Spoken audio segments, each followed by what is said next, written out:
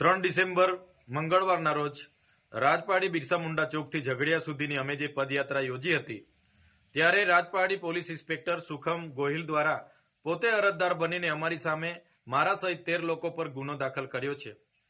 ત્યારે અમે પોલીસ વિભાગને કહેવા માંગીએ છીએ એ પદયાત્રા માટે 30 નવેમ્બરના રોજ અમે કલેક્ટર અને એસપીને જાણ કરી હતી અને પ્રાંત અધિકારીને પણ અમે પરવાનગી માંગી હતી।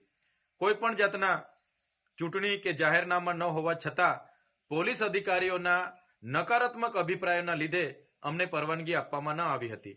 ત્યારે આ પદયાત્રા અમે ઝઘડિયાના વિસ્તારમાં ગેરકાયદેસર ચાલતી રેતીની લીઝો, સિલિકા પ્લાન્ટ, કોરી કરસોરો અને ભૂમાફિયાઓ વિરોધમાં અમારી હતી। સારા રોડ રસ્તા બનાવવાની માંગ, આ વિસ્તારમાં યુવાનોને રોજગારી આપવાની માંગ અને જીએમડીસીમાંથી દૂષિત પાણી જે નીકળે છે, જમીન સંપાદનો જે ગેરકાયદેસર થાય છે એના વિરોધમાં અમારી પદયાત્રા હતી।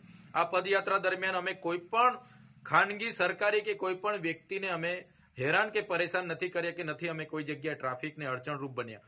છતાંય પીઆઈ ગોહિલ દ્વારા જે અમારા પર ખોટી એફઆઈઆર કરવામાં આવી છે ત્યારે એ પીઆઈ ગોહિલ અને એમના એસપીને હું કહેવા માંગુ છું, તમારા પોલીસ અધિકારીઓ હપ્તા ઉઘરાવતા હોય એવા 35 વિડીયો મારી પાસે છે, એ હાલના તબક્કે જ હું તમને આપું છું।